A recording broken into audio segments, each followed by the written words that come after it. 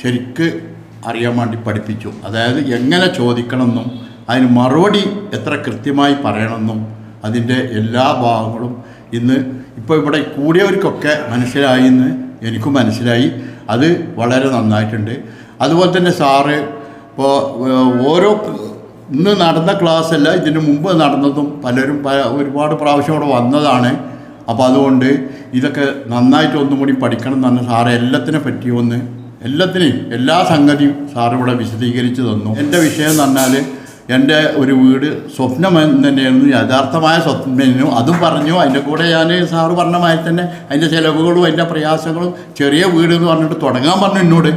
അങ്ങനെ ഒരു മുറി, ഒരു ബെഡ്റൂമും ഒരു അടുക്കളയും ഒരു ഹാളും മതി നമുക്ക് എന്ന് പറഞ്ഞിട്ട് എൻ്റെ ഭാര്യ നിർബന്ധിച്ചിട്ട് ആണ് തുടങ്ങാൻ പറഞ്ഞത്. പൈസ വളരെ കുറവാണ് അന്നൊക്കെ. 1985 ഇന്നത്തെ വരുമാനമൊന്നുമില്ല. 2 പ്രാവശ്യം ഞാൻ ഗൾഫിൽ പോയിട്ടുള്ളൂ അന്ന്. അതിൽ ഇതങ്ങനെ തുടങ്ങിയ അപ്പോൾ ആ സംഭവങ്ങൾ ഞാൻ പറഞ്ഞു, കുറച്ചൊക്കെ പ്രയാസങ്ങൾ ഞാൻ പറഞ്ഞു അതിൻ്റെ ഇടയിൽ. അത് പിന്നെ എല്ലാവരും ശ്രദ്ധിച്ചിട്ടുണ്ടാവും. അപ്പോൾ അങ്ങനെ പ്രയാസപ്പെട്ടാണ് നമ്മൾ ആ സംഭവങ്ങളൊക്കെ. എല്ലാവർക്കും വീടുണ്ടാക്കാൻ പ്രയാസം ഉണ്ടായിരുന്നു ആ കാലത്ത്. ഇപ്പോഴും അങ്ങനെ തന്നെയാണ്. ഇപ്പം അതിനേക്കാൾ പ്രയാസങ്ങളൊക്കെ സാറ് പറഞ്ഞു. ഇങ്ങനെ ഇനി കൂടുതലായിട്ട് ഞാനൊന്നും പറയില്ല.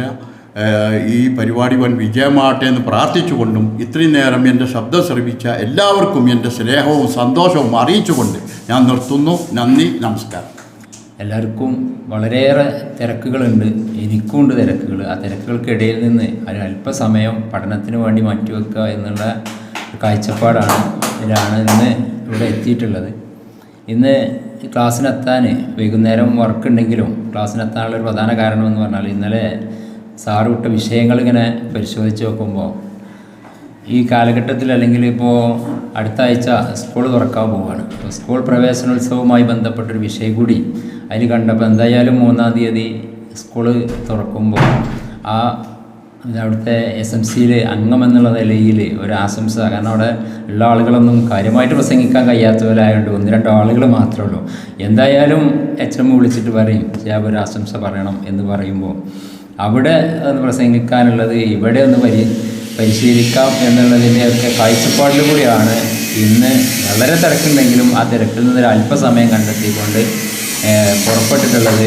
നേരത്തെ ഒരു 9:45 തന്നെ ഞാൻ ഇവിടെ എത്തിയപ്പോൾ കണ്ണൂരിൽ നിന്നുള്ള സിദ്ദീഖും വൈഫൊക്കെ തന്നെ നേരത്തെ എനിക്ക് മുമ്പേ നമ്മളെ തിരക്കിലും വലുതാണ് അവരുടെ യാത്ര എന്ന് പറയുന്നത്. നമ്മളിപ്പോൾ തൊട്ടടുത്തുനിന്ന് വരാൻ നമുക്ക് ഒരുപാട് തിരക്കും പ്രയാസങ്ങളൊക്കെ ഉണ്ടെങ്കിലും ഇവരൊക്കെ കണ്ണൂരിൽ നിന്നും അതുപോലെ തന്നെ കോഴിക്കോട് നിന്നൊക്കെ ഇവിടെ എത്തുന്നത് എന്ന് പറയുമ്പോൾ നമ്മുടെ തിരക്കും അല്ലെങ്കിൽ ഈ യാത്രാ ദൂരമൊന്നും വലിയൊരു ദൂരമായി കാണേണ്ടതില്ല എന്നുള്ളത് കൂടി പഠിക്കാൻ കഴിഞ്ഞു. അതുപോലെ തന്നെ ഇവിടെ വന്നപ്പോൾ സാധാരണത്തിലും കൂടുതൽ ആളുകളുണ്ട്, ഒരുപാട് വിഷയങ്ങൾ. അതിൽ എനിക്ക് തോന്നുന്നു സാധാരണ വരുന്ന സമയത്ത് 1-2 വിഷയത്തിൽ ആളുകൾ പ്രസംഗിക്കാറുള്ളൂ. പ്രസംഗിച്ച വിഷയം തന്നെ മറ്റൊരു ഏറ്റെടുത്ത് അങ്ങനെ പ്രസംഗിക്കാറുള്ളൂ. ഇന്ന് ആ ഒരു ചാർട്ട് ചെയ്തിട്ടുള്ള 5-6 വിഷയങ്ങളിൽ എല്ലാ വിഷയങ്ങളും എടുത്ത് ഓരോരുത്തർ സംസാരിച്ചത് കൊണ്ട് തന്നെ കുറേ പുതിയ അനുഭവങ്ങൾ നമുക്കതിന് മനസ്സിലാക്കാൻ പറ്റി.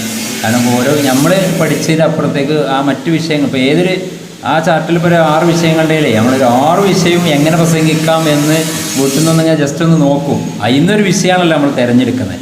അപ്പം നമ്മൾ അവിടുന്ന് ഇപ്പം ഞാൻ പ്രസംഗിക്കേണ്ട വിഷയം ഞാൻ പഠിച്ചിട്ടുണ്ടെങ്കിലും മറ്റ് വിഷയം കൂടി നമ്മളൊന്ന് വായിച്ച് അല്ലെങ്കിൽ ഒന്ന് മനസ്സിലാക്കിയതിൽ കൂടുതൽ അറിവുകൾ നമുക്ക് ഇവിടുന്ന് മറ്റുള്ളവരുടെ പ്രസംഗത്തിൽ നിന്ന് നേടാൻ കഴിഞ്ഞു. ആ അർത്ഥത്തിൽ എന്താണ് ഇനി ആ ഒരു വിഷയം നമുക്ക് കിട്ടുകയാണെങ്കിൽ നമ്മുടെ അനുഭവങ്ങളും ഇവിടെ ആളുകളുടെയൊക്കെ വീട് വെച്ച ആളുകൾ അല്ലെങ്കിൽ മറ്റു വിഷയങ്ങളിലൊക്കെ പ്രസംഗിച്ചിട്ടുള്ള അനുഭവങ്ങളൊക്കെ കൂട്ടിയിണക്കിക്കൊണ്ട് നമുക്ക് നല്ലൊരു പ്രസംഗിക്കാൻ കഴിയുമെന്നുള്ളൊരു ആത്മവിശ്വാസം ഇന്നത്തെ ക്ലാസ്സിൽ ഉണ്ടായിട്ടുണ്ട്. അതുപോലെ തന്നെ മറ്റൊന്ന് എടുത്തു പറയാനുള്ള എല്ലാവരും പരമാവധി അതിനൊക്കെയുള്ള സമയങ്ങൾ ഒരു അല്പസമയങ്ങൾ മാസത്തിൽ ഒരു ക്ലാസ്സിനെങ്കിലും സമയം കണ്ടെത്തണം എന്നുള്ളതാണ്. ആ ഒരു സമയം കണ്ടെത്താൻ കഴിയാത്ത ഒരാളാണ്. എന്നിരുന്നാലും എൻ്റെ ഒരു ഉപദേശം എന്നുള്ള നിലയ്ക്ക് എല്ലാവരും ഒരു കുറച്ച് സമയങ്ങളും ഇതിന് മാറ്റിവെക്കണമെന്ന് അഭ്യർത്ഥിച്ചുകൊണ്ട് നിങ്ങളെല്ലാവർക്കും എന്നെ ശബ്ദം ശ്രവിച്ചവർക്ക് എല്ലാവർക്കും നന്ദി അറിയിച്ചുകൊണ്ട് എൻ്റെ വാക്കുകൾ ഉപസംഹരിക്കുന്നു. ഒക്കെ പഠിച്ചു വന്നിരുന്നു. പക്ഷേ ആ വിഷയം പറയുന്നതിന് മുമ്പ് എൻ്റെ ഫാമിലിയിൽ കയറിയപ്പോൾ പിന്നെ ഞാൻ അതിലേക്ക് മാറി എന്നുള്ള സത്യം. മറ്റുള്ള വീടെടുക്കുമ്പോൾ എങ്ങനെ എന്തെല്ലാം ശ്രദ്ധിക്കണം, സ്ഥലം എങ്ങനെ പിന്നെ സ്ഥലം ഏത് വിധത്തിലുള്ളതും ആയിരിക്കണം, പ്ലാൻ എങ്ങനെ ആയിരിക്കണം, അതിനു മുമ്പേ എന്തൊക്കെ ചെയ്യണം, ഫൈനാൻഷ്യൽ സപ്പോർട്ട് എങ്ങനെ ഉണ്ടാകും എന്നുള്ള ചിന്ത വേണം. മറ്റുള്ളവരോട് കൺസൾട്ട് ചെയ്യണം. എൻജിനീയർമാർ ആദ്യമായിട്ട് അതിൻ്റെ കൂടെ എൻജിനീയർമാരെ ഉൾപ്പെടുത്തണം. എൻജിനീയർമാരുടെ അഡ്വൈസുകൾ എടുക്കണം എന്നൊക്കെ അറിയാമെങ്കിലും പക്ഷേ അതൊക്കെ പറയുന്നതിന് മുമ്പേ ഇതിലേക്ക് മാറുകയാണ് ചെയ്തത്.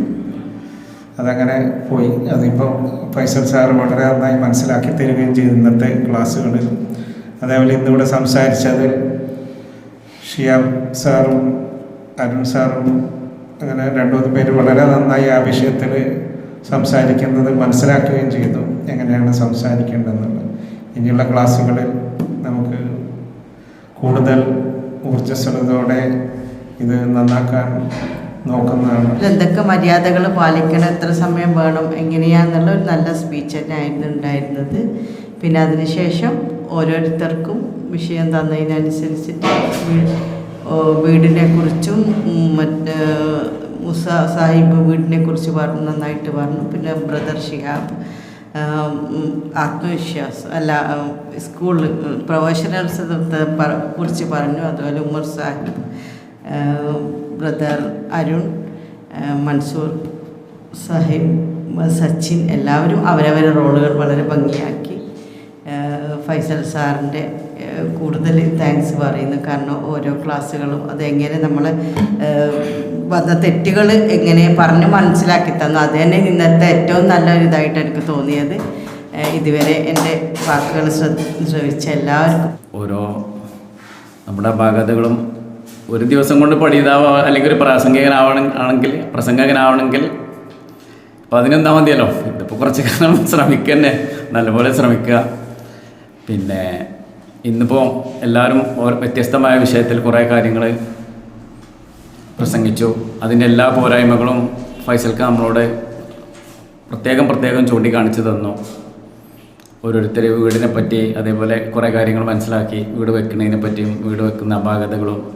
എന്നെ സംബന്ധിച്ചിടത്തോളം എനിക്ക് തോന്നുന്നു നമുക്കെല്ലാവർക്കും വളരെ അതുപോലെ ഒരു നല്ലൊരു കൂട്ടായ്മയാണ്. പിന്നെ നമ്മുടെ കണ്ണൂരിൽ നിന്നൊക്കെ വന്ന ഹാപ്പി ഫാമിലി, അല്ലെങ്കിൽ ഒരു രണ്ടാളും ഒരുമിച്ച് അതിൻ്റെ സീക്രട്ട് നിങ്ങൾ പറഞ്ഞു തന്നിട്ടില്ല. നമ്മളൊക്കെ വീട്ടിൽ ചെന്നാൽ പിന്നെ ഫൈസൽക്ക് നേരത്തെ പറഞ്ഞ പോലെയാണ്, ആദ്യം ബെല്ലടിക്കും, ആദ്യം കാണുമ്പോൾ തന്നെ പുറത്തേക്ക് വരും, പിന്നെ ബെല്ലടിക്കും, പിന്നെ അടുക്കളയിൽ കൂടെ പോയാലും ചിലപ്പോൾ മൈൻഡ് ഉണ്ടാവില്ല, മീൻ അതിലുണ്ടെന്ന് പറഞ്ഞിട്ട് ചിലപ്പോൾ അല്ലെങ്കിൽ മീൻ ചീഞ്ഞെന്ന് പോവും. അങ്ങനത്തെ ഫാമിലിയാണ് നമ്മുടെയൊക്കെ. അപ്പം നിങ്ങളെ കണ്ടും ഞങ്ങൾക്കൊരു വളരെ പഠിക്കാനുണ്ട്. അതിൻ്റെ സീക്രട്ടും കൂടി ഒന്ന് ഇനി പറഞ്ഞു തരുന്നുണ്ട്. ഇന്ന് കുറേ ആളുകളുണ്ട്, നിറഞ്ഞ സദസ്സിലാണ് ഇരിക്കുന്നത്. വളരെ നല്ല ക്ലാസ് ആയിരുന്നു. ആദ്യം തുടങ്ങിയത് സ്വയം പരിചയപ്പെടുത്തലിലൂടെയാണ്. അതിൻ്റെ ശേഷം ഓരോരുത്തർ സ്വയം പരിചയപ്പെടുത്തുകയും പിന്നീട് ചോദ്യത്തിന് എങ്ങനെ ഉത്തരം പറയണം എന്നുള്ളത് സാറ് വളരെ കൃത്യമായി പറഞ്ഞു തന്നിട്ടുണ്ട്. പ്രധാനമായിട്ടും ചോദ്യത്തിന് പലപ്പോഴും നമ്മൾ ഈ ചാനൽ ചർച്ചയിലൊക്കെ കാണുന്നത് പോലെ പലതിനും ഉത്തരം ഉണ്ടാവില്ല, പിന്നാണ്ട് ഒപ്പിക്കണമല്ലോ. അതിനുള്ള ട്രിക്ക് വരെ സാറ് പറഞ്ഞു തന്നിട്ടുണ്ട്. പിന്നീട് വിവിധ വിഷയങ്ങളെ പറ്റി പറഞ്ഞു, വീടിനെ പറ്റി പറഞ്ഞു.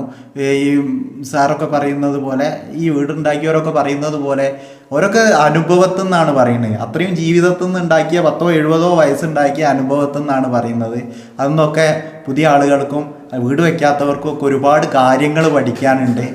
പിന്നെ ഓരോരുത്തർ വ്യത്യസ്ത വിഷയം, ഇപ്പോൾ 6 ആൾക്കാർ 6 വിഷയമാണ് പറയുന്നതെങ്കിൽ നമ്മളൊരു പുസ്തകം വായിച്ചതുപോലെ അനുഭവങ്ങൾ കിട്ടുന്നുണ്ട്. ഇപ്പോൾ ആത്മവിശ്വാസത്തെ പറ്റിയാണെങ്കിലും വീടിനെ പറ്റിയാണെങ്കിലും ഇപ്പോൾ പ്രവേശനോത്സവം വരികയാണ് അതിനെ പറ്റിയാണെങ്കിലും ഒക്കെ നമുക്ക് അതിനെപ്പറ്റി ഒരു ധാരണ കിട്ടുന്നുണ്ട്.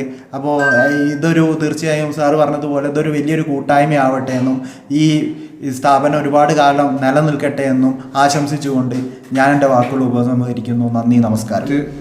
വൈകി എത്തി. അത് ഇവിടെ വന്നപ്പോൾ തന്നെ 6 ആൾ ഇവിടെ 10 മണിക്ക് തുടങ്ങിയെന്നാണ് ഇപ്പോൾ അറിയാൻ കഴിഞ്ഞത്. അതിൻ്റെ ഒരു പോരായ്മയാണ് ഞാൻ ഇവിടെ വൈകി എത്തിയത്. നിങ്ങളെ ഇത്രയും ദൂരത്തു നിന്ന് നിങ്ങളിവിടെ എത്തിയത് അത് നല്ലൊരു അനുഭവമായിട്ടാണ് എനിക്ക് തോന്നിയത്. അതുപോലെ തന്നെ ഇവിടെ വന്നപ്പോൾ വലിയൊരു പോസിറ്റീവ് എനർജിയാണ് കിട്ടിയത്. ഞാൻ കോഴിക്കോട് വേറൊരു പ്രസംഗ മത്സര വേദിയിലേക്ക് പോകാൻ തന്നായിരുന്നു. ഡോക്ടർ പറഞ്ഞിട്ടാണ് ഞാൻ ഇവിടേക്ക് വന്നത്. അതെന്തായാലും ഒരു ഉപകാരമായിട്ട് ഞാൻ വിചാരിക്കുന്നു. ഇനിയും കൂടുതൽ കാര്യങ്ങൾ മനസ്സിലാക്കി എടുക്കാനുണ്ട്. ഇത് ഞാൻ ആദ്യമായിട്ടാണ് ഒരു മൈക്കിൻ്റെ മുന്നിൽ ഇങ്ങനെ പ്രസംഗിക്കണമെന്ന് പറയണതൊക്കെ. അപ്പോൾ അതിൻ്റെതായിട്ടുള്ള പ്രശ്നങ്ങളുണ്ടാവും. അത് ഇനി ക്ലാസ്സുകൾ പരിഹരിക്കാൻ പറ്റുമെന്ന് പ്രതീക്ഷിക്കുന്നു. സാറ് ഇന്നെടുത്ത ചോദ്യോത്തര ക്ലാസ്സുകളൊന്നും ഒരു വിഷയത്തിനെ പറ്റി സംസാരിക്കാൻ പറഞ്ഞപ്പോൾ അതിനൊക്കെ കൂടുതൽ സംസാരിക്കാൻ സാധിക്കുമെന്ന് വിചാരിക്കുന്നു. ഇത് തുടക്കമായിട്ട് അതിൻ്റെതായ പോരായ്മയുണ്ട്. ബാക്കി മുൻ ക്ലാസ്സുകളിൽ ഞാനത് റെഡിയാക്കി എടുക്കുന്നതാണ്.